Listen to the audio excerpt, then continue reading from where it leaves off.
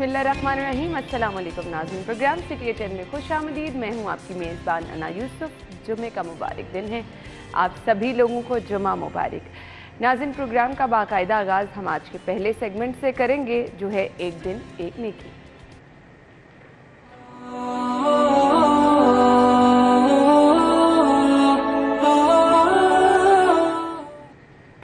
सो आज का पैगाम क्या है, आपके साथ शेयर करेंगे। नहमदुहु व नुसल्ली अला रसूलिहिल करीम, अम्मा बाद।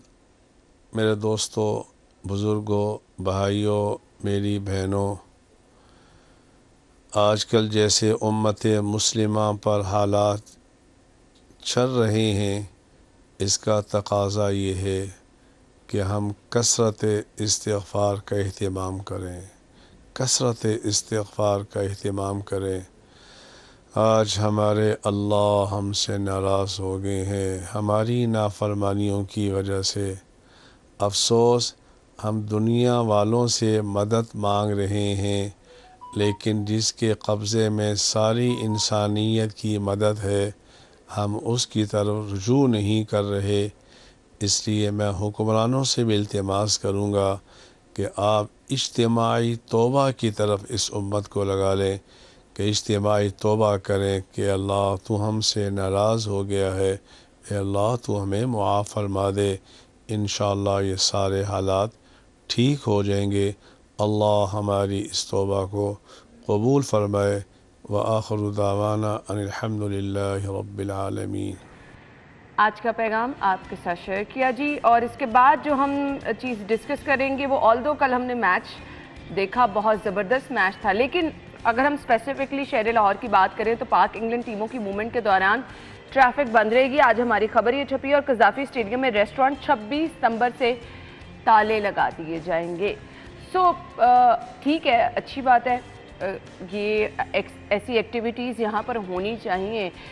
उन 2-3 दिनों के दौरान जो ट्रैफिक का निज़ाम रहता है, जितनी अजियत रहती है, ट्रैफिक प्लान मुरतब कर लिया गया, उस पर भी बात करेंगे। ये 2 दिन जो रेस्टोरेंट कज़ाफ़ी स्टेडियम के बंद रहेंगे, कितने लोग हैं जिनका रोज़गार वहाँ से वाबस्ता है। 2 दिन उनको कोई तनख्वाह तो नहीं देने वाला। हमारे साथ स्टूडियो में हमारे सीनियर रिपोर्टर्स मौजूद हैं, इरफान मलिक और रिजवान नकवी साहब ने ज्वाइन किया। अस्सलाम वालेकुम। वालेकुम सलाम। क्या हाल चले आपके? अच्छा जी, सबसे पहले इरफान, मैं आपसे आगाज़ कर लेती हूँ। ये मैंने अपने नाजरीन के साथ खबर डिस्कस की है, पाकिस्तान और इंग्लैंड का मैच है, 2 दिन और गालिबन 3 दिन भी हो सकते हैं। आपका ट्रैफिक मूवमेंट के लिए बताया ये जा रहा है कि जब मूवमेंट होगी तब बंद रहेगा, लेकिन ऐसा होता नहीं है। बिल्कुल अना, मेरा फिरोजपुर रोड से जाना होता है, 2 घंटे पहले रास्ते बंद ये बात आपकी बिल्कुल ठीक है कि ये सिर्फ बताने के लिए होता है कि जी रोड खुले होंगे।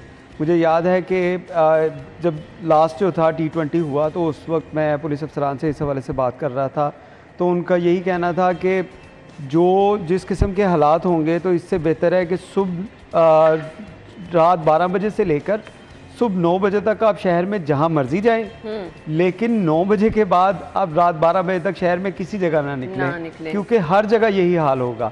अब देखिए, फिरोजपुर रोड के ऊपर अगर इसको बंद किया जाएगा, मेन बुलेवार्ड गुलबर्ग को बंद किया जाएगा, कज़ाफ़ी के सराउंडिंग में अगर कनाल का व्यू देखें तो कनाल सारी जो है, इसकी दोनों तरफ जो है उसको बंद कर दिया जाता है, क्योंकि यानी आपका कनाल भी ब्लॉक, आपका जेल रोड भी दोनों साइड, आपका लिबर्टी भी ब्लॉक, आपका फिरोजपुर रोड भी ब्लॉक। जब ऐसी सूरत हाल होगी, तो उसमें आप सोचें कि इन मकामात के ऊपर, इन शाहराहों के ऊपर जो ट्रैफिक आती है, वो अगर उसको आप 15 मिनट के लिए, 20 मिनट के लिए, आधे घंटे के लिए भी अगर उसको बंद किया जाए, यहाँ तो 5 मिनट ट्रैफिक रुके तो 5 मिनट ट्रैफिक रुके तो हाल हो जाता है। तो अगर इन जगहों को, तमाम जगहें यकमुश्त बंद होती हैं। मैं आपको ये भी बताऊं कि जब भी टीम निकलती है तो उसके 3 रूट रखे जाते हैं जो सिक्योरिटी पर्पज़ के ऊपर, कि या तो वो जेल रोड से आ सकती है, या वो कनाल रोड से आ सकती है, या तो वो मेन बुलेवार्ड गुलबर्ग से जो है वो एंट्रेंस ले सकती है। तो ये 3 रूट रखे जाते हैं, और इन 3 रूट्स के ऊपर तमाम जो ट्रैफिक है, इसको एट अ टाइम जो है वो बंद कर दिया जाता है दोनों तरफ से। वहाँ पे ज़ीरो ट्रैफिक कर दी जाती है, क्योंकि ब्लू बुक के मुताबिक इनको स्टेट गेस्ट का दर्जा दिया जाता है। जो प्लेयर्स, इंटरनेशनल प्लेयर आते हैं, जब इनको स्टेट गेस्ट का दर्जा दे दिया, तो ब्लू बुक के मुताबिक तमाम जो दोनों अतराफ़ हैं रोड्स की, उनको बंद करना पड़ता है। और उसकी वजह से शहरी जो है उनको ख्वारी तो काटनी पड़ेगी, लेकिन अच्छी चीज़ ये है कि ऐसे इवेंट्स जो है वो हो रहे हैं।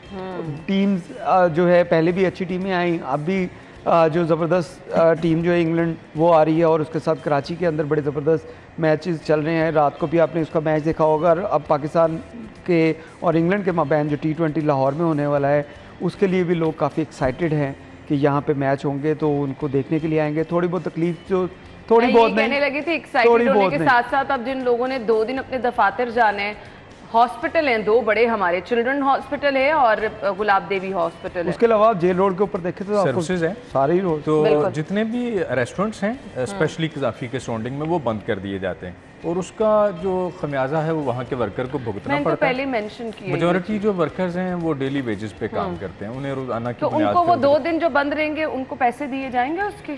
देखें वो तो मालकान की और उनकी सवाल ही अंडरस्टैंडिंग नहीं है, पैदा होता ना। लेकिन होता ये है कि काफ़ी ये प्रॉब्लम जो है वो लोगों को आता रहता है। फिर जो सराउंडिंग में स्कूल्स हैं वहाँ से बच्चों को जब छुट्टी होती है तो वो एक बड़ा मसला है कि पेरेंट्स को कई कई घंटे जो है वो कतारों में लगना पड़ता है। उसके अलावा अगर कोई एम्बुलेंस आ जाए, कोई पेशेंट है किसी गाड़ी में, तो ये बड़े मसाइल हैं।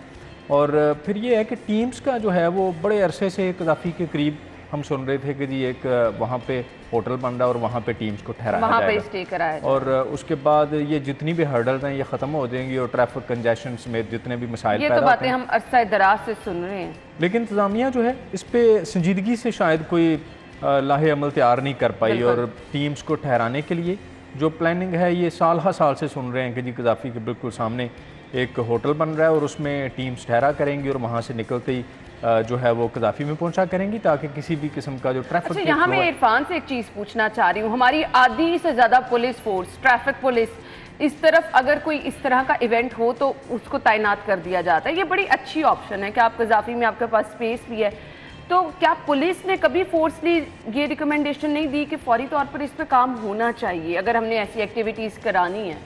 ना देखें, अगर आप इसके अखराजात सुने कि अखराजात कितने होते हैं जब कोई टीम आती है होटल के अंदर, जो सिक्योरिटी के लिए पूरी वहाँ पे करोड़ों रुपया सिक्योरिटी के ऊपर लग जाता है, उनको ठहराने पे करोड़ों रुपया लग जाता है। फिर उसके बाद जब मैच हो रहे होते हैं तो सिटी डिस्ट्रिक्ट गवर्नमेंट ने जो लाइट्स लगानी होती हैं, वहाँ पे सफाई का इंतज़ाम रखना होता है, इसके ऊपर करोड़ों रुपया लग जाता है। यानी कि ये सारी प्रैक्टिस जो अब ये मैच अगर 4 से 5 दिन होंगे तो इसमें आप समझें कि 1.5 से 2 अरब रुपए के करीब जो अखराजात चाह रहे हैं कि अगर होटल बन गया तो इन सब लोगों का बिल्कुल ये वजह है जिसकी वजह से इसके ऊपर इम्प्लीमेंट नहीं होता कि इतना इसमें पैसे की इन्वॉल्वमेंट है कि आपने अगर वहाँ पे जनरेटर आप देखें, जो केनाल है इस पर मेन बुलवार्ड गुलबाग है या इसके जितने भी रास्ते हैं वहाँ पे स्पेशली लाइट्स लगाई जाती हैं और उनके लिए जनरेटर आते हैं, वो हर वक्त चलते रहते हैं। शाम 6 बजे के बाद जो है उनको ऑन कर दिया जाता है, जब तक टीमें वापस नहीं चली जाती तब तक वो चलते रहते हैं। तो जितना उसके ऊपर पैसा, इसके अंदर इस पैसे की इन्वॉल्वमेंट है, उसमें डेफिनेटली ठेकेदार भी मुलविस होंगे, उसमें और लोग भी मुलविस होंगे, पता नहीं कितने लोग, पता नहीं कौन कौन से मुलविस होंगे। तो ये सारी चीजें इसी वजह से नहीं आपकी जो है मुकम्मल हो पा रही है। हमने ब्रेक लेनी है, लेकिन उससे पहले मैं आपके साथ टॉप स्टोरी शेयर करूंगी। लेकिन एक और चीज़, ये जो 2 दिन है, नो डाउट कि अगर इंतजाम किए भी जाए मुश्किलात होती हैं। हम रूट कौन कौन से खुले हैं, ट्रैफिक प्लान ज़रूर आपके साथ शेयर करेंगे ताकि मुतबादिल रास्ता इख्तियार करके आप परेशानी से बच सकें। थोड़ा सा ताउन आप लोगों का भी दरकार होता है, क्योंकि मैंने खुद पर्सनली ये चीज़ ऑब्जर्व की है, रास्ते बंद हैं, लोग बीच में बाइक्स लेके घुस रहे हैं और फिर ट्रैफिक का बहुत बड़ा ब्लॉकेज का सबब हमारी अपने रवैये और हम खुद जो है सम टाइम प्रॉब्लम क्रिएट कर देते। सो इस तरह के अगर इवेंट्स आप चाहते हैं कि हमारे शहर में हो, थोड़ा सा ताउन आप भी करें। आज की टॉप स्टोरीज क्या हैं? पंजाब में भर्तियों पर पाबंदी खत्म, पहले फेज में 30,000 नौकरियां मिलेंगी।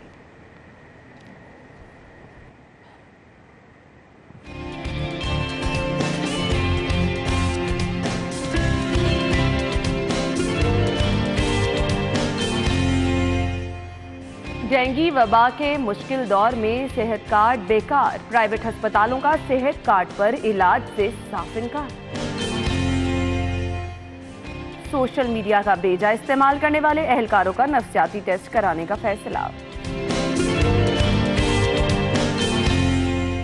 चेयरमैन ड्रग कोर्ट का पैनाडोल ना मिलने पर सख्ती से नोटिस, मेडिकल स्टोर की चेकिंग के अहकाम।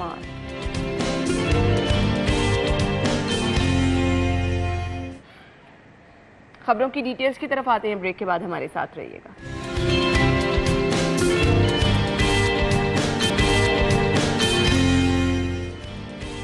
Welcome back. खबर हमारे पास है, पंजाब में भर्तियों पर पाबंदी खत्म, पहले फेज में 30,000 नौकरियां मिलेंगी।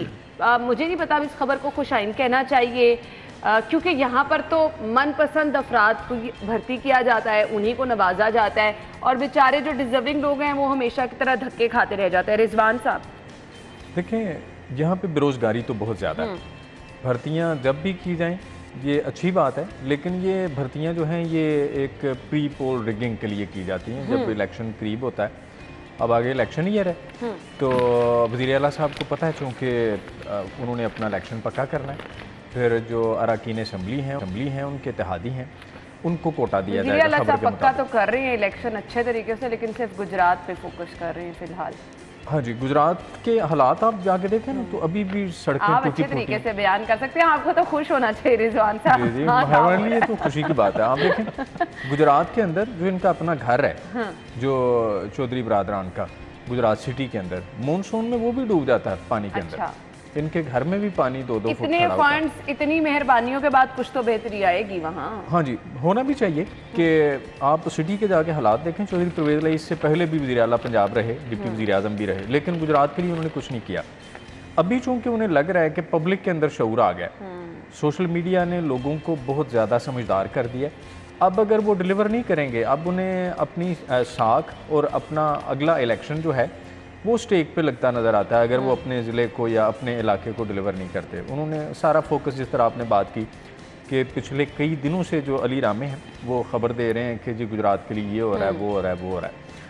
अभी ये जो भर्तियाँ की जा रही हैं 30,000 से ज़ायद, इसमें अरकान असम्बली को कोटा दिया जाएगा और बिलखसूस ऐसे लोगों को कोटा मिलेगा, और ये भर्तियां ऐसे लोगों को उसमें चांस दिया जाएगा, उनके बच्चों को भर्ती किया जाएगा जिनके साथ वोट बैंक जुड़ा हुआ है, सही, जिनके साथ कोई 200-300 वोट है, जो थोड़ा अपने इलाकों में असर और रसूख रखते हैं, लोग इकट्ठे कर सकते हैं। बिल्कुल ऐसे ही हर इलाके में आप देखें ना, हर शहर के अंदर भी और देही इलाकों में भी एक बड़ा घर होता है जिसको उस इलाके का चौधरी डेरेदार कहा जा सकता है, उसके साथ वोट बैंक जुड़ा होता है, खा उसका ताल्लुक अपोजिशन से हो या फिर मुक्तदर जमात से हो।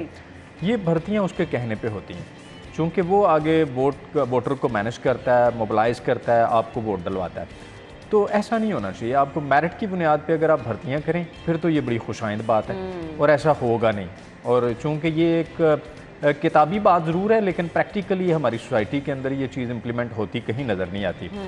और ये कल्चर चौधरी साहिबान जो हैं वो तो खुल के ये करते हैं कि जी अगर आप उनके साथ जुड़ें तो आप पे सारी नवाज़शात की बारिशें होंगी, लेकिन बाकी अगर आप उनकी अपोजिशन में हैं और उनके साथ आपका ताल्लुक़ नहीं है, सियासी तौर पे वाबस्तगी नहीं है, तो फिर ये नौकरियां और ये सारे वसाइल आपके लिए नहीं है। ये बड़ा अनफॉर्चुनेट है, ऐसा नहीं होना चाहिए, लेकिन ऐसा ही है। और ये आप देखें कि जब ये प्रोसेस मुकम्मल होगा और ये इलेक्शन के लिए इस्तेमाल होंगी ये भर्तियाँ, और वहाँ पे लोग बैठेंगे पॉलिटिकल, और हाँ गुजरात की बात की जाए या बाकी हलकों की बात की जाए या लाहौर की बात की जाए, यहाँ पे भी चौधरी बरादरान इन भर्तियों को कंट्रोल करेंगे, और ग्रेड 1 से लेकर 4 तक जो है वो कोटा वज़ीर आला ने अपने पास रखा है, उनका इख्तियार है। आप देखें दर्जा चहारम की जो भर्तियाँ गरीब घरों के, आप देखें वोटर भी उनके पास ज़्यादा होते हैं बाएतबार ताद्दुद गिनती के एतबार से। जमहूरियत तो ये है ना, बतौर अल्लामा इकबाल साहब के, कि जमहूरियत एक तर्ज हुकूमत है कि जिसमें बंदों को गिना करते हैं तोला नहीं करते, कि जिनके पास तादाद के एतबार से ज़्यादा लोग हैं उसने आपको इलेक्शन विन कराना है। तो जो हमारी मतवस्त तबका है, जो लोअर क्लास है, उसमें बच्चे भी उनके ज़्यादा होते हैं, और फिर बेरोज़गारी भी बेतहाशा है, तो वोटर भी ज़्यादा वो हैं उनके पास हैं। तो ये सारा वोटर को मैनेज करने के लिए इन सारे हालात से हमें एक्चुअली ये लग रहा है कि सिर्फ और सिर्फ अपनी सियासत के गिर्द घूम रहे हैं, सियासत कर रहे हैं, आने वाले वक्त के लिए भाग दौड़ कर रहे हैं, और वो जो हम आवाम के मसाइल आपसे हर रोज़ डिस्कस करते हैं, वो चाहे अस्पतालों के हालात हैं, वो चाहे शहर में लॉ एंड ऑर्डर की सूरत हाल है, हर तरफ बिगाड़ है। इरफान की सियासत कर रहे हैं ना, फिर अगर आपने ग्रेड 4 तक की भर्ती भी अपने पास रख ली, इतने वेले हैं आप ना। अगर आप पंजाब असम्बली में जाने का कभी आपको इत्तेफाक हो, पंजाब असम्बली में क्योंकि अरसा दराज जो है वो चौधरी बरादरान की वहाँ पे जो है इजारादारी रही, और अब भी है, अभी भी है। और अगर आप वहाँ पे जो स्टाफ भर्ती है उसका कभी जाके गौर करें तो आपको पता चलेगा सारा गुजरात वहाँ पे भर्ती हुआ है। और उसमें ऐसे लोग नहीं हैं, जो रिजवान नकवी साहब ने जो बात की कि वो गरीब लोगों को या जिनकी फैमिली के अंदर वोट बहुत ज़्यादा होंगे उनको वोट दिए जाएंगे, उसमें ऐसे लोग हैं जो ग्रेड 7 के या ग्रेड 10 के मुलाजिम हैं, 11 के मुलाजिम हैं, उनके पास बड़ी बड़ी गाड़ियाँ हैं जो वुज़रा के पास नहीं है।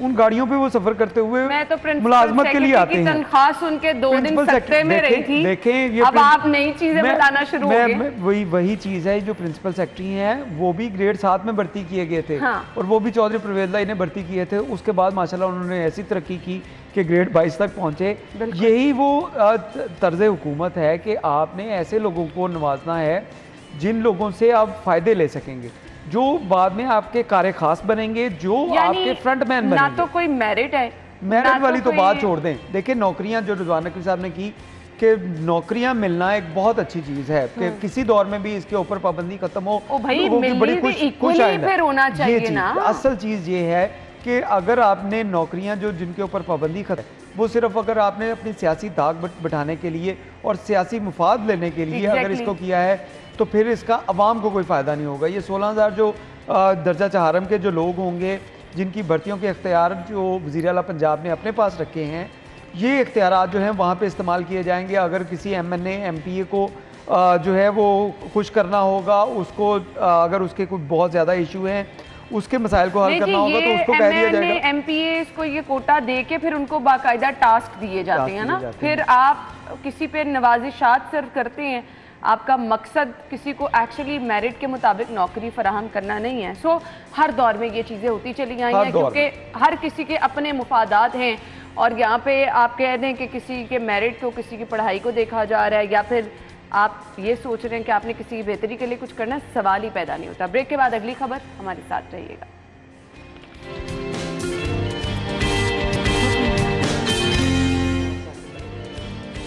खुश आमदीद आपको एक बार फिर से कहेंगे। ये तो दिन में ख्वाब दिखाने वाली बातें हो गई कि हम प्राइवेट हॉस्पिटल, कोई गरीब बेचारा जा रहा है और उसको कह दिया जाए कि प्राइवेट हॉस्पिटल में आपका इलाज बड़े इज्जत और एहतराम से हो जाएगा। यहाँ सरकारी अस्पतालों में लोग लाइनों में रुल रहे होते हैं। एक्चुअली ये वर्ड मैं इसलिए यूज़ कर रही हूँ क्योंकि मैं ये हालात खुद देख चुकी हूँ।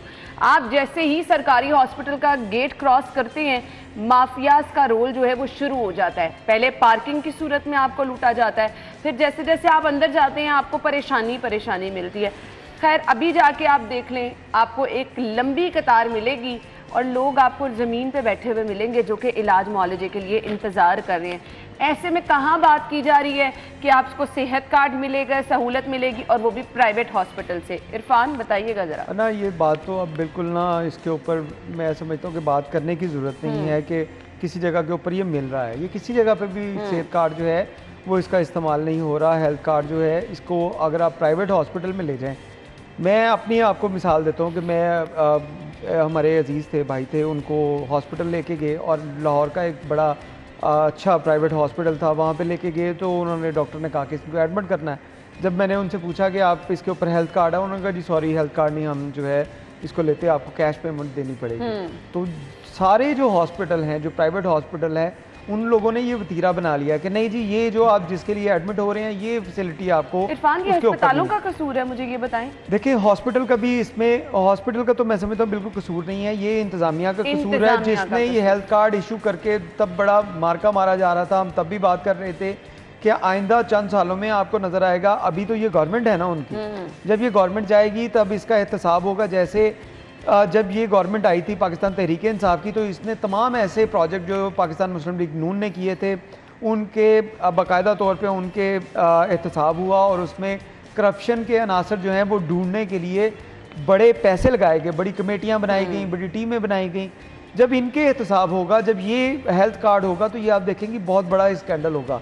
हेल्थ कार्ड का इशू जो है वो आप अभी तक डॉक्टर्स के साथ, आप अभी तक हॉस्पिटल के साथ इसको हेल्थ डिपार्टमेंट, इंश्योरेंस कंपनियां और ये प्राइवेट जो हॉस्पिटल्स हैं, इनके साथ अभी तक ये मुआहदा ही नहीं हो पाया, इनके साथ ये बात तय नहीं की हो पाई कि इनका परसेंटेज क्या होगा। उनके अपने मामलात ही सेटल नहीं है। प्राइवेट हॉस्पिटल वाले कहते हैं कि हमारा जो फिजिशियन है या हमारे हॉस्पिटल के चार्जेस हैं उसमें परसेंटेज आप इंश्योरेंस में ज़्यादा रखें, जो गवर्नमेंट रख नहीं रही। और इसी वजह से ये बातें तो बहुत की जाती हैं कि तमाम जो प्राइवेट हॉस्पिटल हैं उनमें आप ये हेल्थ कार्ड यूज़ कर सकते हैं।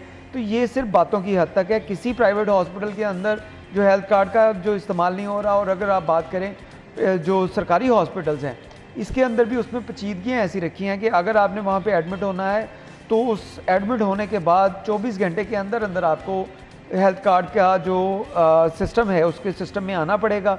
अगर आपने वहाँ पे हेल्थ कार्ड नहीं दिया और 24 घंटे से ज़्यादा का टाइम आपको हॉस्पिटल में गुजर चुका है तो हेल्थ कार्ड तो वैसे ही वहाँ पे वो एक्सेप्ट नहीं करेंगे।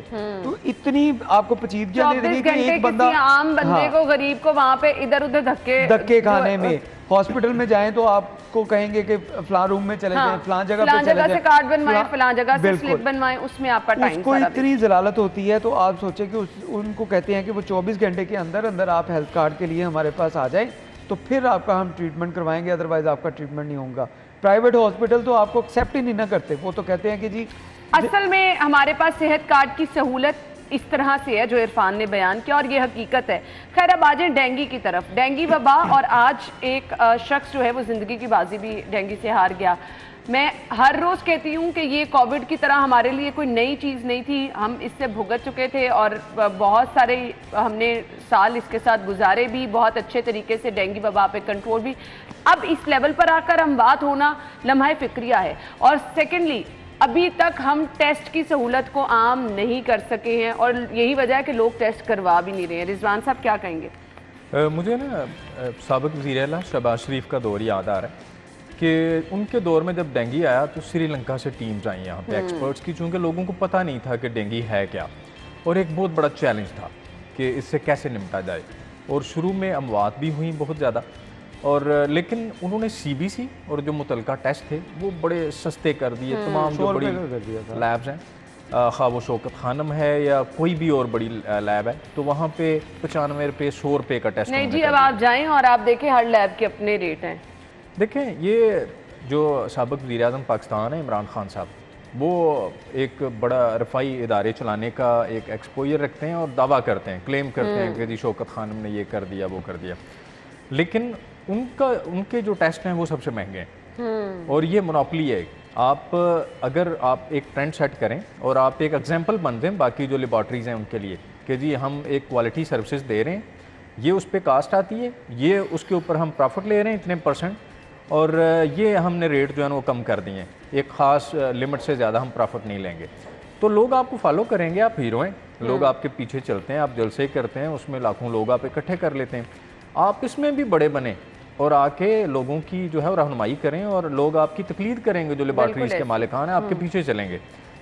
ये नहीं वो करेंगे, क्योंकि इसमें उनके जो पैसे हैं वो कमाई का एक ज़रिया जो है उस पर डंट पड़ता है, तो ये चीज़ें वो नहीं करेंगे। पब्लिक के लिए जो चीज़ें होने वाली हैं वो नहीं करेंगे। पंजाब में उनकी गवर्नमेंट है, चौधरी परवेज़ लाई उनके इत्तेहादी हैं, वो आए इनिशिएटिव लें और जो हॉस्पिटल एक्स्ट्रा चार्जेस ले रहे हैं, एक तो रेट्स कम करें सीबीसी के, उसके साथ साथ आप जो ये कमरे के चार्जेस जो हैं 20-20 हज़ार रुपया 25-25 हज़ार रुपया ले रहे हैं हेल्थ के नाम पे, इनको रैशनलाइज करें और या फिर इन पे टैक्सेस लगाएं कि जी एक सर्टन लिमिट से ज़्यादा जो डॉक्टर फ़ी लेगा प्राइवेट क्लिनिक में तो हम उससे इतना टैक्स लेंगे। टैक्स बराए नाम मौजूद है प्रोफेशनल सर्विसेज के ऊपर, डॉक्टर्स की सर्विसेज पे टैक्स ज़रूर मौजूद है, या ऐसे हॉस्पिटल्स जहाँ पे कमरे का जो रेट है वो एक सर्टन लिमिट से एक्सीड करता है तो उसके ऊपर भी टैक्स मौजूद है, लेकिन लिया नहीं जाता।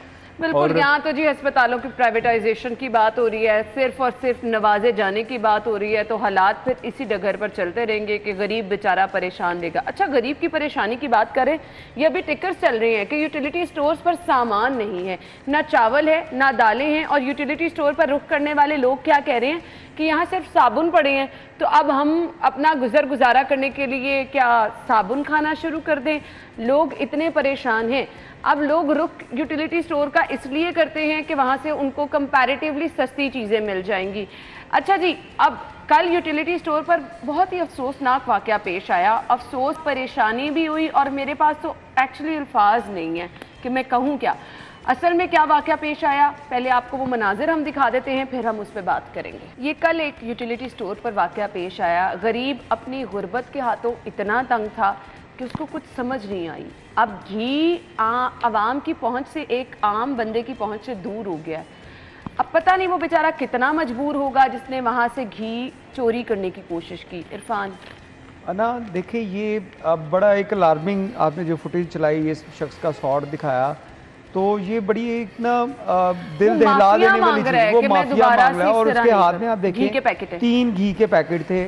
और मैं समझता हूँ कि जो यूटिलिटी स्टोर जिनकी इंतज़ामिया ने इसकी फुटेज बना के ये वायरल की और बताया कि ये हमने चोर पकड़ा है, उन चोरों ने जिन्होंने इसकी वीडियो बनाई वो खुद बड़े चोर थे और वो इतनी घटिया उन्होंने हरकत की कि एक शख्स अपने उससे पहले पूछे तो सही, इन्वेस्टिगेट करें कि ये घी के पैकेट उसने क्यों लिए, उसके घर के हालात क्या है, और उसके हालत से जो उसके गेटअप है उसकी अंदाज़ा हो रहा है कि वो बेचारा कितना मजबूर होगा कि उसने ये समझा कि मैं यहाँ पे जाऊँगा तो यहाँ से अगर मैं पैकेट लेके जाऊँगा तो ख्वाह कि ये एक चीज़ गलत है। चोरी करना, हम ये नहीं कह रहे कि चोरी करना कोई अच्छी चीज़ है, लेकिन हम कह रहे हैं कि अगर उसने ऐसा एक्ट कर दिया है, मजबूरी में किया है या किसी भी तौर पे उसने किया, तो उसकी वीडियो बना के वायरल करना ये एक बड़ी खौफनाक चीज़ है। और इनको भी शर्म आनी चाहिए थी यूटिलिटी स्टोर्स वालों को कि इस तरह उसकी तशहीर कर रहे हैं। अगर आपने उसको पकड़ भी लिया है, अगर आपने उसको माफ़ भी कर दिया और उसने माफ़ी मांग भी ली है,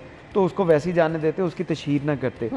दूसरी चीज़, सुबह अगर हम जो बच्चों को स्कूल छोड़ने के लिए जाते हैं तो आपको ना जो यूटिलिटी स्टोर नज़र आते हैं, तमाम यूटिलिटी स्टोर उस वक्त सुबह के वक्त जो हैं वो खुले तो नहीं होते, लेकिन उनके बाहर आपको लंबी कितारें नज़र आती हैं। और जो आप टिकर की बात कर रहे हैं कि उसमें साबुन है और इस तरह की चीज़ें, सर्फ पड़ा हुआ है, ये चीज़ें पड़ी है, खाने पीने की चीज़ें मौजूद नहीं हैं, तो वो लोग बेचारे लाइनों में लग के इंतज़ार करते हैं कि यूटिलिटी स्टोर खुलेगा तो कुछ सस्ती चीज़ उनको मिल जाएगी। तो ये यूटिलिटी स्टोर, आप यकीन माने जिस यूटिलिटी स्टोर के बाहर आटे का ट्रक खड़ा होता है ना, वहाँ पर तो इस तरह रश होता है जैसे मुफ्त कोई चीज़ मिल रही है। बिल्कुल ऐसे ही है, बिल्कुल ऐसे ही है, क्योंकि आपको चीज़ मिल नहीं ना रही। हम ज़रूरी मुल्क होकर हमारा ये हाल है कि जो गंदम हमने 2100 रुपये 1800 रुपये जिसका रेट रखा, वो अब हमें 3800 रुपये में मिल रही है। तो उस गंदम में अगर चक्की के ऊपर आटा की बात करेंगे तो वो तो 110 रुपये पे जाके आपको मिलेगा।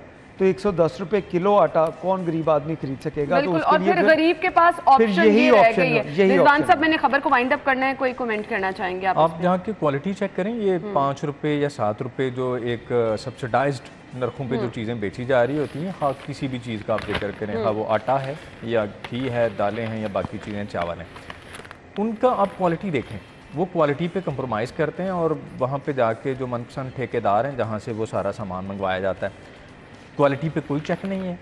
ऊपर जो बड़े बैठे हुए हैं वो उसके अंदर परसेंटेज लेते हैं और उसके बाद वो चीज़ें साल हर साल से वही क्वालिटी लोगों को भेजी जा रही है। और ये जो वाक़या पेश आया, ये बड़ा अफसोसनाक वाक़या है और हम इस दर्जा अखलाकी गिरावट का शिकार हैं कि वो उसकी हालत से आप देख सकते हैं वो हैबिचुअल नहीं है। वो गो के उसने ये अच्छी बात नहीं, गलत काम किया, एप्रिशिएट नहीं किया जा सकता, लेकिन इसकी जहाँ मैं समझता हूँ मजम्मत होनी चाहिए। उसके साथ साथ ये जो यूटिलिटी स्टोर वालों ने किया, जिस तरह मलिक साहब ने बात की कि उन्होंने बड़ी ज्यादती की कि उससे चलें चीज़ें आप ले लेते, उससे बात करते कि भाई क्या मसला है आपके, क्यों किया, और ये वीडियो ना बनाते, वीडियो बना के उसको वायरल ना करते।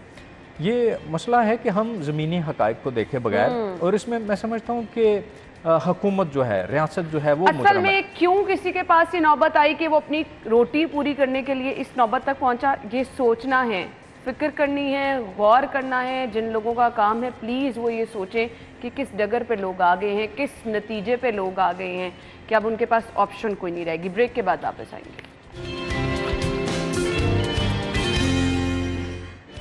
खुश आमदीद आपको एक बार फिर से कहेंगे। सोशल मीडिया का बेजा इस्तेमाल करने वाले अहलकारों का नफ्सियाती टेस्ट कराने का फैसला किया गया है।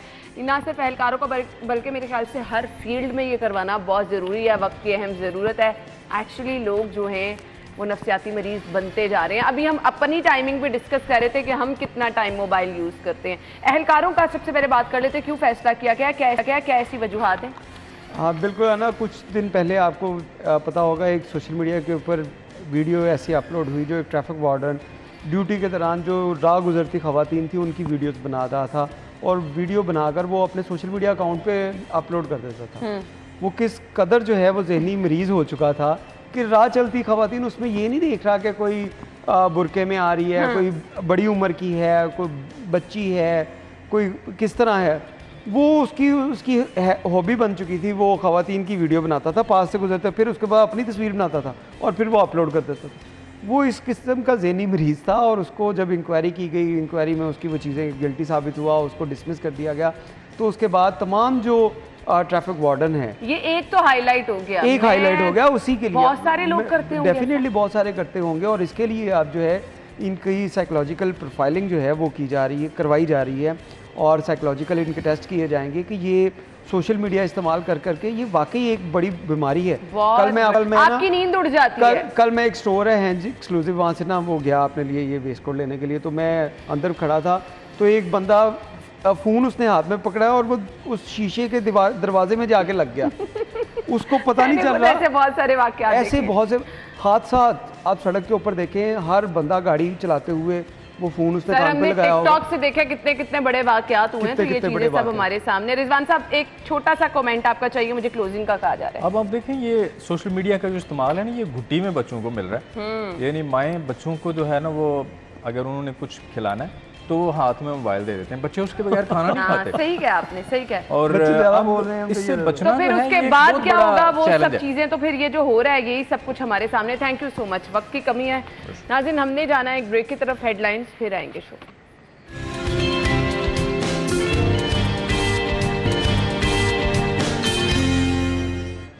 Welcome back. एक बार फिर से आपको स्टूडियो में खुशामदीद कहेंगे। और नाज़रीन, हम कोशिश करते हैं कि आपके छोटे छोटे मुश्किलात, आपके छोटे छोटे मसाइल डिस्कस करते रहें। आपने जहाँ कहीं पे भी जाना हो इंटरव्यू के लिए या फिर किसी स्कूल कॉलेज में कोई प्रेजेंटेशन है, आज सबसे बड़ा मसला बहुत सारे स्टूडेंट्स को जो फेस करना पड़ रहा है वो ये, इवन बहुत सारे पेरेंट्स जो हैं वो अपने बच्चों के स्कूल्स में जाएं तो उनको बहुत ज़्यादा परेशानी का सामना रहता है। बुनियादी तौर पर हमें ये लगता है कि तालीम हासिल करने के बाद भी हम उस तरह से अंग्रेज़ी नहीं बोल पा रहे हैं। क्या वजह इसकी है? और वो जो फरफर अंग्रेज़ी बोलना है वो आप कैसे सीख सकते हैं? बहुत सारे हमारे नौजवान ऐसे हैं जो कि यहाँ पर हम देखते हैं कि MBA कर चुके हैं, वो मास्टर्स कर चुके हैं, BS कर चुके हैं, अंग्रेज़ी उस तरह से नहीं बोल पाते कि क्या वजूहात है और कुछ टिप्स कि आप अच्छी अंग्रेज़ी कैसे बोल सकते हैं, वो आज हम आपके साथ शेयर करने वाले हैं। इंटरनेशनल आइल्स ट्रेनर हमारे साथ मौजूद हैं, असद याकूब साहब ने ज्वाइन किया। अस्सलाम वालेकुम अस्सलाम। क्या हाल चले आप? Fantastic, absolutely fine, thank you very much for inviting me here. बहुत शुक्रिया, आपके वक्त का भी बहुत बहुत शुक्रिया। टॉपिक आज का हमारा कैसा है? It's awesome, I would say. Actually पता है क्या है, मैं स्टार्ट यहाँ से करूँगा कि when I was a student, English has always been a very serious problem for me. I always ran away from English. I wanted to learn English, but there weren't enough resources for me to learn English. तो फिर क्या हुआ, English से भागने वाला आज English ही पढ़ा रहे हैं। So you know how I transform. It's not that much difficult जो हम समझते हैं कि ये बड़ा मुश्किल है, ये कोई नहीं कर सकता। आप जैसे अपना एक्सपीरियंस बता रहे हैं कि आप स्टार्ट में ये हर किसी के साथ प्रॉब्लम रहता है, बिल्कुल ओवरकम कैसे किया? बेसिकली सबसे पहली बात ये थी कि मुझे इंग्लिश से डर लगता था, जैसे बहुत सारे लोगों को डर लगता है, और ये वो फियर है जो हमने खुद से क्रिएट किया होता है। And day and night we nourish this fear as well. तो मैंने एक इंस्टीट्यूट ज्वाइन किया। डे 1 उन्होंने मुझे सामने स्टूडेंट्स के खड़ा कर दिया और उन्होंने कहा कि आपने 1 मिनट इंग्लिश बोलनी है। अब सबसे पहले मेरा जो रिएक्शन था वो था कि नहीं, मैं नहीं कर पाऊंगा।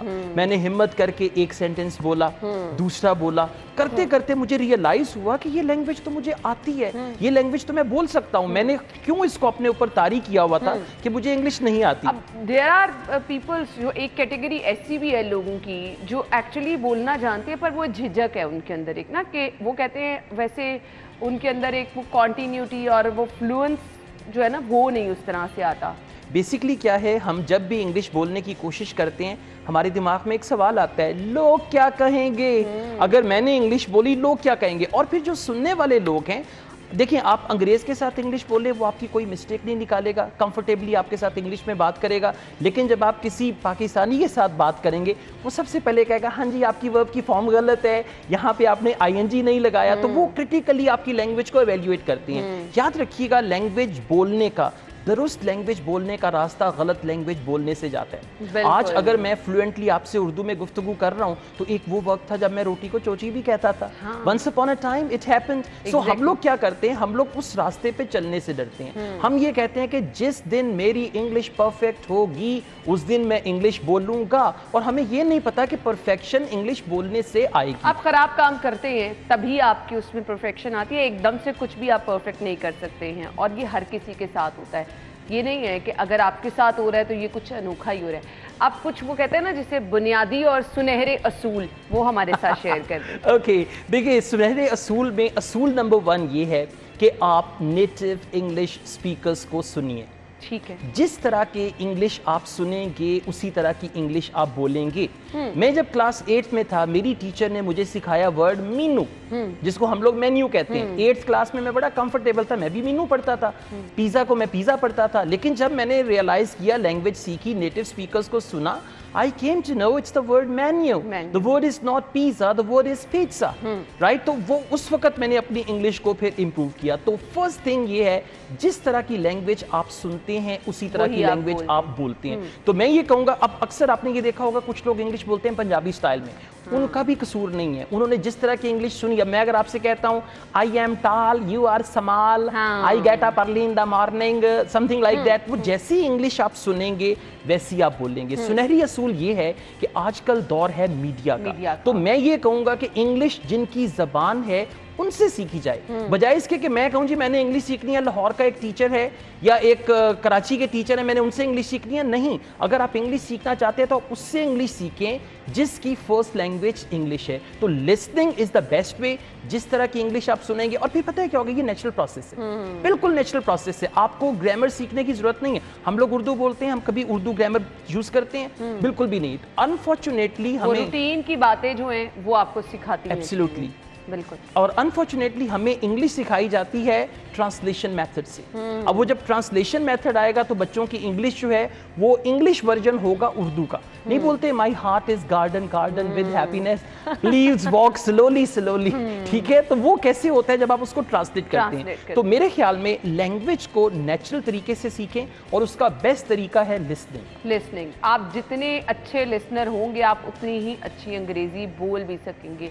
सो इसके लिए ये है कि आप जैसे कि टिप्स दी, मेरे ख्याल से आज सोशल मीडिया पर आपको बहुत सारी चीज़ें ऐसी नज़र आ जाती हैं जो आप सुने, टाइम दें तो फिर एकदम से कुछ नहीं हो जाता। जी बिल्कुल। इसके लिए आपको काफ़ी टाइम चाहिए, क्योंकि हमारे यहाँ लोग कहते हैं आज ये काम शुरू किया है, बस कल हमें सब कुछ आ भी जाना चाहिए। तो ये तो पॉसिबल नहीं है, इसके लिए आपको अच्छा खासा टाइम देना पड़ेगा।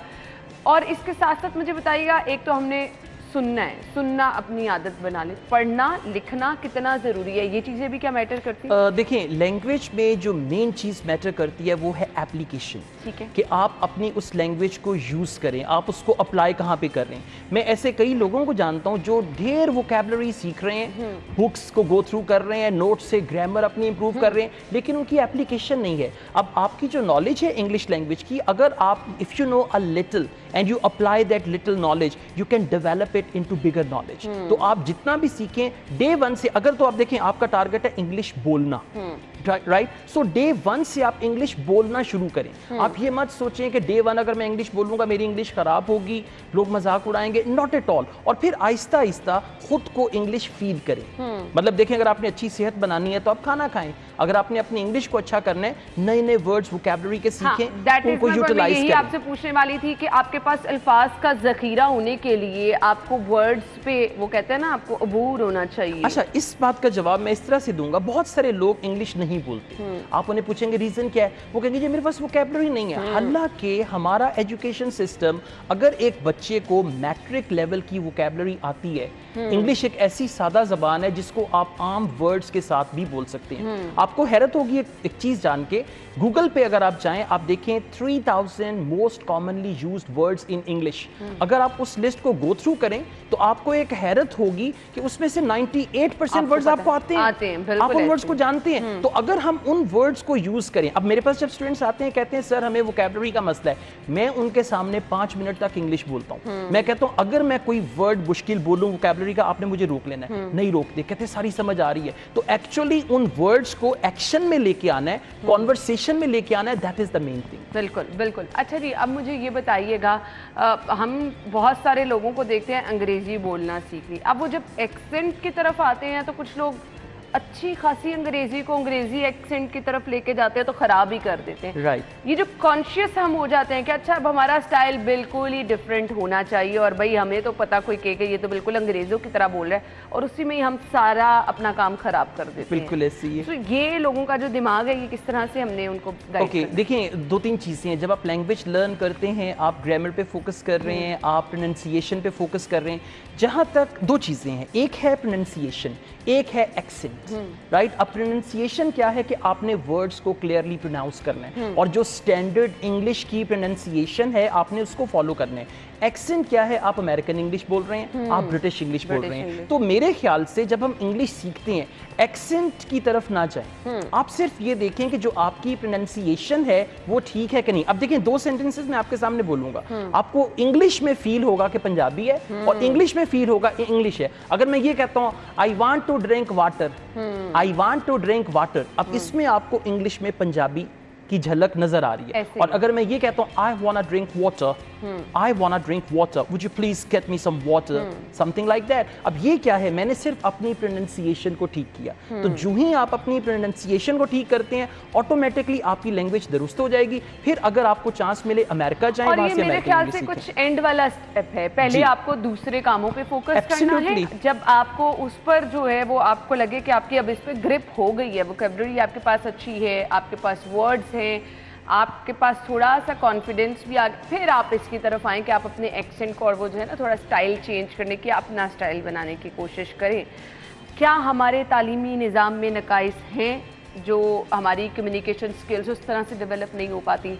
बहुत सारे लोग, उर्दू भी अच्छी आती है, स्किल्स नहीं है, कम्युनिकेशन नहीं कर सकते, अंग्रेज़ी भी अच्छी आती है, कम्युनिकेशन स्किल्स अच्छी नहीं। कितना मैटर करती हैं कम्युनिकेशन स्किल्स? देखिए मैं ये कहूँगा कि हमारा जो एजुकेशन सिस्टम है उसमें नकाइस को अगर हम कतई नज़र उससे देखें, क्योंकि हमारा जो करिकुलम है बहुत अच्छा करिकुलम है। बेसिकली क्या है, जो मैथडोलॉजी है दैट रियली मैटर्स। अब मैं यहाँ पे करिकुलम को ब्लेम नहीं करूँगा। अगर आप देखें इंटरमीडिएट की इंग्लिश, ग्रेजुएशन की इंग्लिश, मैट्रिक लेवल की English, that English is more than enough to speak good English. The main thing is the method of teaching. हमारे यहाँ क्या किया जाता है, एक क्लास में 70-80 बच्चे बैठे हुए, इंग्लिश की क्लास चल रही है, they hardly speak a single word of English. और फिर और क्या किया जा रहा है, लेक्चर्स डिलीवर किए जा रहे हैं, we take English as a subject, that's it. बच्चे भी इसको स्टडी करते हैं as a subject, they don't take it as a language. और यही डिफरेंस है इंग्लिश मीडियम स्कूल्स में और उर्दू मीडियम स्कूल्स में। दोनों स्कूल्स में इंग्लिश पढ़ाई जा रही है, लेकिन इंग्लिश मीडियम स्कूल में इंग्लिश को यूज किया जा रहा है। वो बच्चों को बाउंड करते हैं कि आपने इंग्लिश बोलनी है। यहां तक कि मैंने एक दिन ऐड देखा, एक इंग्लिश मीडियम स्कूल का था, लिखा हुआ था required Urdu teachers fluent in English.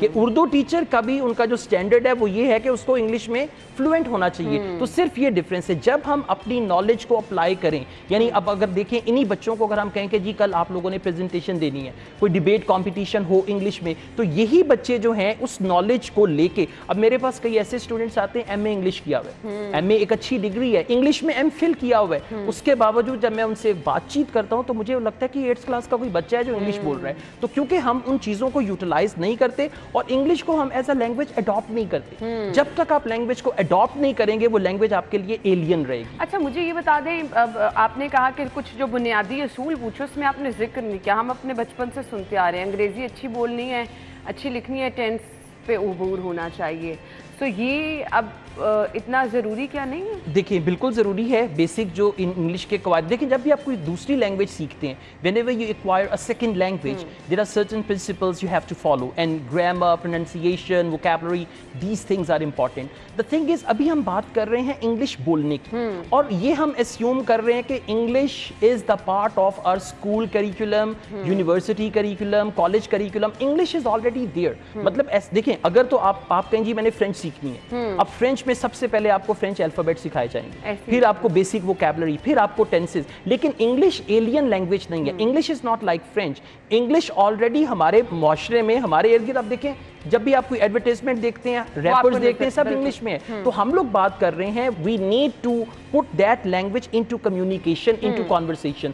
उसके लिए रूल्स हम ऑलरेडी जानते हैं, वो हमारे कहीं ना कहीं बैक ऑफ हेड मौजूद हैं। हमने सिर्फ उन चीज़ों को यूज़ करना है, और जब हम इंग्लिश बोलना शुरू करते हैं फिर ऑटोमेटिकली ये चीज़ें जो हैं आपके सामने आती हैं। सही। मैसेज क्या देना चाहेंगे देखने वाले? मैसेज मैं ये देना चाहूँगा कि मेरी पूरी ज़िंदगी में मेरी कामयाबी आज जो भी है, मुझे इंडिया में लोग आईएलटीएस ट्रेनर के तौर पे जानते हैं। 60% मेरे 1 लाख सब्सक्राइबर है, 60% लोग इंडिया से हैं। सिर्फ और सिर्फ इंग्लिश है, और इंग्लिश के बाद मेरी कम्युनिकेशन स्किल्स है। तो मैं लोगों को मैसेज ये दूंगा कि भले आप डॉक्टर बने, इंजीनियर बने, साइंटिस्ट बने, जो भी बने, नंबर 1 आपकी इंग्लिश लैंग्वेज जो है वो ठीक होनी चाहिए, और नंबर 2 आपकी कम्युनिकेशन स्किल्स ठीक होनी चाहिए। ये वो 2 चीज़ें हैं जिससे आप किसी भी चोजन फील्ड में पूरी दुनिया में राज कर सकते हैं। बहुत ज़बरदस्त चीज़। और वाकई मैंने जैसे कहा था, बहुत सारे स्टूडेंट्स ऐसे हैं, बहुत सारे लोग हम मुख्तलिफ फील्ड्स में देखते हैं, टैलेंट उनके पास बहुत ज़बरदस्त है, कम्युनिकेशन स्किल्स इस तरह से नहीं।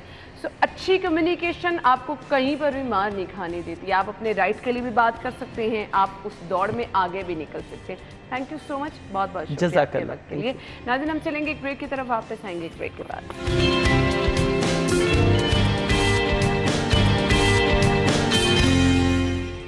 Welcome back. प्रोग्राम के इस हिस्से में जी हम बात करने वाले हैं दांतों की सफाई के हवाले से, जो कि एक इंतहाई अहम मरहला है, और इसके साथ बहुत सारे लोग परेशान रहते हैं कि मुंह से जो बदबू आती है उसका हल क्या है, कैसे उसको ख़त्म किया जा सकता है, पीले दांतों से कैसे छुटकारा हासिल किया जा सकता है। कुछ लोग कहते हैं कि जी हर रोज़ वो लोग ब्रश तो बहुत अच्छे तरीके से करते हैं, टाइम भी बहुत ज़्यादा लगाते हैं, लेकिन फिर भी दांत उनके मुसलसल जो है पिलाहट का शिकार रहते हैं। सो इसकी रीज़न क्या होती है वो हम जानने की कोशिश करेंगे। डॉक्टर एनी हसन हमारे साथ मौजूद हैं, डेंटिस्ट हैं। वेलकम कहेंगे। अस्सलाम वालेकुम।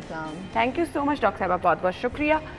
सबसे पहले तो मुझे ये बताइएगा, हम बहुत सारी दूसरी चीज़ों की सफाई का ख्याल रखते हैं, अपने कपड़ों का, अपनी स्किन का, दांतों की सफाई कितना अहम मरहला है? थैंक यू सो मच अना फॉर इनवाइटिंग मी। दांतों की हिफाजत या दांतों की सेहत की हिफाजत भी उतनी ही ज़रूरी है जितने हम अपने बाकी आज़ा की या बाकी उसकी हिफाजत करते हैं, जैसे बाल हैं, आँखें हैं, नाखून हैं। एस्थेटिकली, क्योंकि दांत मोस्टली आपके एस्थेटिक वे में ज़्यादा अच्छे लगते हैं, तो जिस तरह हम अपने आँखों की, स्किन की, हेयर्स, नेल्स सब की हिफाजत करते हैं, उसी तरीके से दांतों की भी हिफाजत करते हैं। व्हेनेवर यू स्माइल, तो आपकी पहली जो नज़र है वो आपके दांतों पे ही जाती है। वट एवर आप कितने भी हसीन हो, आपके दांत ज़रा ऑफ हो तो आपकी स्माइल, आपकी पूरी पर्सनैलिटी ऑफ हो जाती है। तो दांत बहुत ज़्यादा इम्पॉर्टेंट हिस्सा है हमारी पर्सनैलिटी का, जिसको हम बहुत फॉर ग्रांटेड लेते हैं। आज तक स्टिल मुझे लगता है कि हम अभी तक दांतों के बारे में उतने सीरियस नहीं हैं। बहुत अरसा हो गया इस चीज़ को, but we are not still serious with our oral health या अपने दांतों के बारे में। यही होता है कि जी कोई बात नहीं, मर कौन सा जाएंगे, इससे कौन सा कुछ बहुत ही कोई ड्रास्टिक नुकसान हो जाएगा। बट जो कंसर्न है उनको अंदाज़ा है कि दांत कितने ज़रूरी हैं आपकी एस्थेटिकली भी और आपकी हेल्थ वाइज भी। अगर आपके दांत प्रॉपरली नहीं है, आप प्रॉपरली खा नहीं सकते, तो इससे आपके और हेल्थ इश्यूज़ होने लगते हैं। मोस्ट इंपॉर्टेंट आपका जीआईटी अपसेट रहता है, क्योंकि आप खा नहीं सकते प्रॉपर। अगर दांत नहीं है, मोलर्स नहीं है, बड़ी दाढ़ें नहीं है, तो आप खाना अच्छे से चबा नहीं सकते। जब खाना चबाएंगे नहीं तो वो प्रॉपरली डाइजेस्ट नहीं होगा, और मैदे को काम दांतों की वजह से ज़्यादा करना पड़ेगा, जिसकी वजह से आपके मैदे के इशू या आपके स्टमक के इशू बढ़ जाएंगे। तो ऑब्वियसली दांत are the most important part, but जिसको इग्नोर करते हैं और समझते हैं कि और फिर उसकी प्रॉब्लम भी बाद में जाके आपको भुगतनी पड़ती है। सो मुझे ये बता दीजिएगा, एक बहुत बड़ा मसला जो लोगों को फेस करना पड़ता है, पीले दांत। लोग कहते हैं ब्रश भी अच्छी टाइमिंग लगा के हम करते हैं, सो उसकी रीज़न क्या होती है, क्यों लोगों को ये शिकायत है? There are few reasons. कुछ ज़रूरी नहीं है कि आपके ब्रशिंग का इशू हो, कुछ आपके एल्डरली एज के साथ होते हैं। जब आपका एनामल जो है वो थिन हो जाता है with the passage of time, हम जब एक ओल्ड एज की तरफ जाते हैं, हमारे फूड, हमारी चीज़ें, कोई ऐसे एसिडिक फूड खाने से या थ्रू आउट द लाइफ हमारा एनामल थिन होता है। जो first layer of the tooth है वो एनामल है, फिर डेंटिन एंड देन पल्प। तो फर्स्ट लेयर जो है वो थिन हो जाती है, जिसकी वजह से dentin is already yellow in colour. तो जो एनामल आपका जब थिन होता है तो उसकी वजह से आपका डेंटिन का कलर शो होता है विच इज़ येलो। तो वो तो एक एज इशू है। एक आपके जेनेटिक्स इशू होते हैं कि आपके पैदाइशी तौर पर बच्चे पैदा ही born with the thin enamel होते हैं।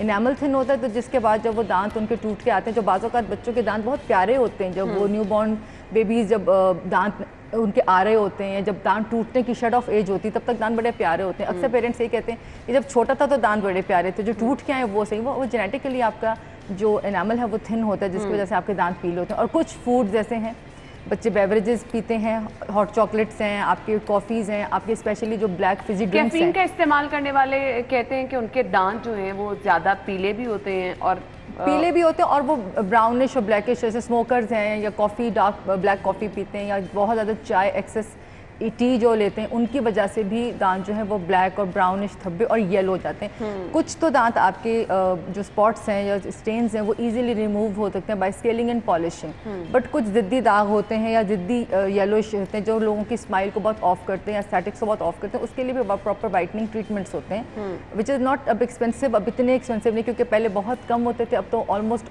हर क्लिनिक्स पे आपको वाइटनिंग मिलती है। तो वाइटनिंग अब उतनी एक्सपेंसिव नहीं रही। डेंटिस्ट्री है एक्सपेंसिव, डेंटिस्ट्री कभी भी सस्ती कहीं भी नहीं है। Through out the world globally आपको डेंटिस्ट्री कहीं भी सस्ती नहीं मिलेगी, तो डेंटिस्ट्री है ही महंगी।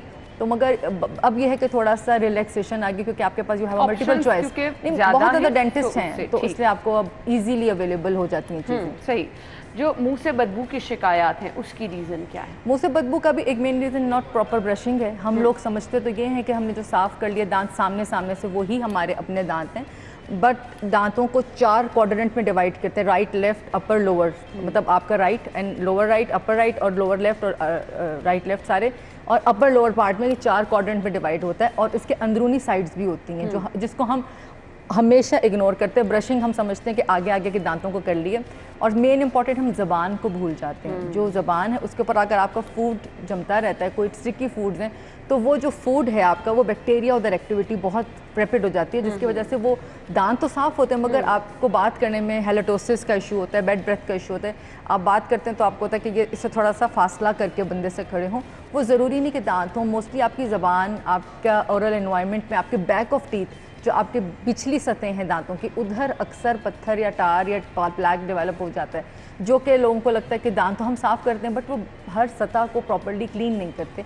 एक तो वो रीज़न है। दूसरा आपका कोई जिंजवाइटिस का इशू हो सकता है, कोई और इश्यूज़ भी हो सकते हैं, बट इन सब चीज़ों के लिए साल में एक दफ़ा एक डेंटिस्ट को विजिट ज़रूर कर लें, which is not very costly. अब तो इतने डेंटिस्ट हैं कि अब आपको वेरिएशन मिल जाती है, प्राइसेस इतनी, कंसल्टेशन इतनी हाई भी नहीं है। एटलीस्ट एक दफ़ा एक साल में जब आप विजिट कर लेते हैं तो उससे मसला ये हल हो जाता है आपको कि आपके कोई भी अगर इशू डेवलप हो रहा होता है तो वो उसी वक्त एड्रेस हो जाता है। बिल्कुल आपने सही कहा। दांतों में जो ठंडा गर्म लगने की शिकायत होती है, चाय पिए या आइसक्रीम खाएं, बहुत सारे लोगों को प्रॉब्लम होती है, उसकी बाद वक्त आपके मसूड़े वीक होते हैं। जब आपका जिंजाइवल मार्जिन जो है, जो मसूड़े और दांतों के बीच में जो गैप आ जाता है, जो जिंजाइवल मार्जिन है, मसूड़े का जो मार्जिन होता है, वो आपके दांतों को छोड़ देता है। Not proper brushing, not proper flossing, even mouth washes हम नहीं करते। माउथ वॉशेज़ आजकल बहुत इंपॉर्टेंट है, क्योंकि कुछ खाने ऐसे हैं, इतने हम स्टिकी और ज़िद्दी खाने खाते हैं आजकल कि बाज़ों का ब्रश से नहीं उतरते, वो कहीं ना कहीं कोने खुदरों में छुप जाते हैं। तो माउथ वॉशेज़ वहाँ बहुत हेल्पफुल होते हैं। आपके एंटीबैक्टीरियल माउथ वॉशेज़ हैं जो आप ज़रूर रात को एक दफ़ा रिंस कर लें उससे, और बहुत ज़्यादा रिंस करने की भी ज़रूरत नहीं, डाइल्यूट करके पानी में 2 से 3 रिंस कर लें, that's more than enough. At least वो अगर कहीं आपका कोई फूड डेब्रिज हिडन है भी तो वहाँ पे वो उसके बैक्टीरिया की एक्टिविटी को मिनिमाइज़ कर दें। सही। सो अब मुझे ठंडा गर्म लगने की रीज़न बता दें कि क्या है, उससे हमने क्या केयर प्रॉपर नहीं करते हैं तो आपको दांतों में ठंडा और गर्म लगता है, और अगर ऐसी फीलिंग आपको आ रही है, प्रॉपर डॉक्टर के पास जाना कितना ज़रूरी है? आपको मोस्टली कुछ ठंडे गर्म तो हम हाइपर सेंसिटिव पेस्ट वगैरह से दूर कर सकते हैं। हाइपर सेंसिटिविटी जो है वो हम पेस्ट यूज़ करवाते हैं। अगर उससे भी नहीं हल होती तो फिर हमें देखना पड़ता है क्या इनेमल तो नहीं थिन हो गया, किसी एक्सेस। मोस्टली लोग हार्ड ब्रशिंग करने को अपनी प्रैक्टिस बना लेते हैं कि दांतों को साफ़ करना इंपॉर्टेंट नहीं है, हार्ड ब्रश यूज़ करते हैं। जब हार्ड ब्रश यूज़ करते हैं वो आपका इनेमल जो है वो डिस्टर्ब होता है, उस डिस्टर्बेंस की वजह से आपको ठंडा गर्म लगता है। या फिर आपकी कोई ना कोई कैविटी आई होती है, आपको अंदाज़ा नहीं होता, कहीं हिडन सरफेस पे या आपके ऑक्लूजल सरफेसेस पे या खाने की सतहों पे आपकी कैविटी ऐसी होती है जहाँ पे ठंडा लगने लग जाता है, विच इज़ लाइक आप एक दफ़ा विजिट कर लेंगे तो वो आपका प्रॉपरली इशू जो है वो एड्रेस हो जाएगा। For longer period of time we don't recommend कि आप हाइपर सेंसिटिव पेस्ट यूज़ करते रहें। मार्केट में सेंसिटिविटी के बहुत पेस्ट आते हैं, मगर उसको एक लॉन्गर पीरियड ऑफ टाइम के लिए नहीं यूज़ करना चाहिए। तो अगर जिसको प्रॉब्लम है वही यूज़ करे, बाकी लोगों को ज़रूरत नहीं है। बहुत ज़्यादा मीठा खाने वालों के दांत हम सुनते हैं कि ख़राब हो जाते हैं, बच्चों में ये शिकायत आम रहती हैं, क्या वाकई ऐसा है? मीठा खाने से दांत खराब नहीं होते, विच इज़ लाइक हम लोग उसको तशबीह दे देते हैं कि मीठा खाया। मीठा खाने के बाद दांतों की सफाई ना करने की वजह से, क्योंकि जो बच्चे हैं उनके लिए आपको पता है पीछे पड़ना पड़ता है, इवन बड़ों को भी।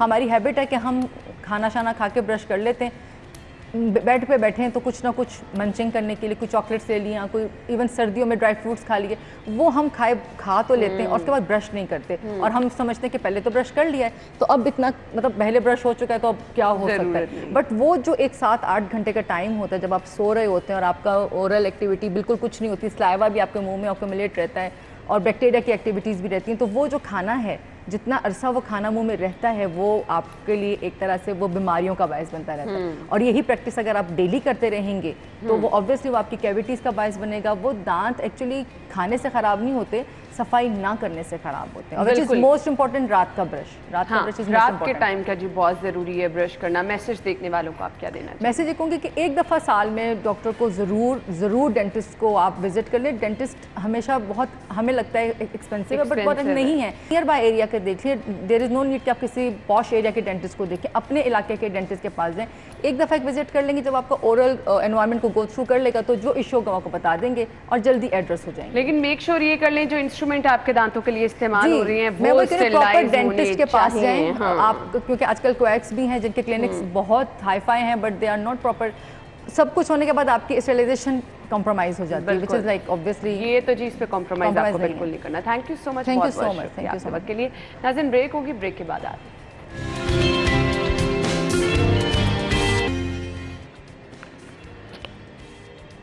रहमान ज्वाइन करेंगे, फिटनेस ट्रेनर। आज के टिप वो बताएंगे। Over to you. अस्सलामुअलैकुम, गुड मॉर्निंग एवरीवन। सब कैसे हैं? ठीक ठाक है। रहमान अब्बास लाइफ कोच आपको स्ट्रॉन्ग करने के लिए, फिट करने के लिए सेम लाइक मी आपकी खिदमत में हाजिर है। मैं चाहता हूँ कि आप खुश रहें, फिट रहें और अपनी सेहत का ख्याल रखें और अच्छा खाएं। ये बहुत ज़रूरी है क्योंकि एक दफ़ा सेहत ख़राब होती है, मिनिमम 6 मंथ लगते हैं कि आपको फिट रहने के लिए। फिर आप डॉक्टर्स के पास जाते हैं, तो मैं चाहता हूँ आप डॉक्टरों से दूर रहें। मैं आपके साथ हूँ ना आपको फिट करने के लिए, स्ट्रॉन्ग करने। आज के वर्कआउट में बहुत एनर्जेटिक और बूस्टर वर्कआउट है जो आप एक रिदम में घूमते रहेंगे। सबसे ज़रूरी बात आपको पता होगा लेकिन दोबारा मैं आपको बताता हूँ, biggest muscle first number your leg portion, second biggest your back portion, now your core area। core area के different portions हैं लेकिन आज हम ओवरऑल इसको फिट करेंगे। core strengthening वर्कआउट है, इसको हम कहते हैं core strength वर्कआउट हमने करना है इसको स्ट्रॉन्ग करने के लिए, ताकि आप एक रिदम में घूमते रहें, स्ट्रॉन्ग रहे। ये ना हो कि आगे आपके आउट ऑफ कंट्रोल हो गए, आगे गिरना शुरू हो जाए। तो चलें वर्कआउट स्टार्ट करते हैं। फर्स्ट ट्रेनिंग विदाउट डंबल भी चलेगा, विद डंबल भी चलेगा। Warm up 5 to 10 minute must आपने करना है। फर्स्ट ट्रेनिंग डंबल्स के साथ मूव करना है आपने। Squats down, right side to move opposite direction. 1 2 3 4 5 6 7। जिस साइड से डंबल में अपोजिट डायरेक्शन में लेके जा रहा हूं, पाँव को भी मैं थोड़ा सा मूव करूं। फर्स्ट स्टेज में थोड़ा सा मुश्किल होगा लेकिन सेकंड स्टेज में आपके लिए आसानी हो जाएगी। 8 9 10। सेम आपने स्विच करना है दूसरी साइड से, 10 रैप्स ईच आपने मूव करना है। इसी तरह right to left, left to right आपने मूव करना है। इसमें फर्स्ट आपके शोल्डर, आर्म्स, देन आपका कोर एरिया होगा। Second training 1 foot forward 1 back, arm straight. जो बैक लेग है उसको आपने फ्रंट किक नहीं करना। 1 2 3 4 5। अब इसी तरह 5 से मैं आपको बताने के लिए कर रहा हूं। आपने प्रॉपरली 10 to 15 रैप्स आपने करने हैं। ओके, 1 2 3 4 5। 2 एक्सरसाइजेज विदाउट ब्रेक, क्योंकि मैं चाहता हूं कि आप एडवांस लेवल नई टेक्निक्स के साथ वर्कआउट करें। पुराना ओल्ड स्कूल स्टाइल जो है उसको छोड़ें, रिजल्ट हमें चाहिए। टाइम शॉर्ट है, हमने खुद को फिट करना है, स्ट्रॉन्ग करना है। थर्ड एक्सरसाइज जिसको हम नॉर्मली कहते हैं morning crunches. Arm straight down, 1 2। जब ऊपर जाना है सांस आपने खींचनी है, जब नीचे आना है आपने ब्रीथ आउट करना है, सांस बाहर निकालनी। 3 4 5 6 7 8, 9, 10. परफेक्ट। मॉर्निंग क्रंचेस फर्स्ट आपने किया है right to left, left to right. Second आपने फ्रंट की है, इसमें फ्रंट 1 फुट फॉरवर्ड 1 बैक, इसलिए बार बार बता रहा हूँ, लेकिन मैं चाहता हूँ कि आप प्रोग्राम को डाउनलोड करें और लोगों के साथ शेयर भी करें। ये प्रॉपरली एक नॉलेज टेक्निक्स वाली बात है। Third training morning crunches. Next training आपने करना है आर्म स्ट्रेट। फर्स्ट आपने ब्रीद इन करना है। ब्रीदिंग वैक्यूम बहुत ज़रूरी है, इसको हम योगा में भी करते हैं। आपका कार्डियो वर्कआउट इसीलिए होता है कि आपका हार्ट जो मसल है वो स्ट्रांग हो, वैस्कुलर सिस्टम आपका स्ट्रांग हो, ब्रीदिंग स्टेमिना आपका अच्छा हो जाए। कोई भी स्पोर्ट्समैन है वो इस पे सबसे पहले वर्क करता है। इसमें आपने ब्रीद इन टाइम आपने खुद काउंट करना है, मिनिमम 10 to 15 सेकेंड होता है। Hold, breathe in. मैं तो बोलूँगा सारी बातें सांस लेना आपको बताना भी है। आप फ्रंट से मैं बताता हूँ, पाँव मेरे शोल्डर लेवल वाइड है, chest up, breathe in, count करना है। नाउ यहाँ पे एंड नहीं है, फौरन आपने स्विच करना है काफ रेस पे, पाँव शोल्डर से वाइड हो जाए, देन हील अप 2, 3, 4, 5, 6, 7, 8, 9, 10, 15 reps। एक वर्कआउट मॉर्निंग वर्कआउट हो गया, आपके साथ सेकंड वर्कआउट मैं इवनिंग में करूंगा। आप इमेजिन करें कि मुझे पर्सनली जब वर्कआउट वाली सिचुएशन आती है, कुछ होने लगता है कि मैं चाहता हूं कि वर्कआउट करूं, लोगों को बताऊं, मोटिवेट करूं, क्योंकि ये एक आप लोगों की लाइफ चेंज करते हो। हमारी टीम इतना वर्क करती है, वो इसीलिए करती है ताकि आप। थैंक यू रहमान, बहुत शुक्रिया। इसी के साथ ही इजाज़त दीजिए, कल मुलाकात होगी। अल्लाह हाफिज़।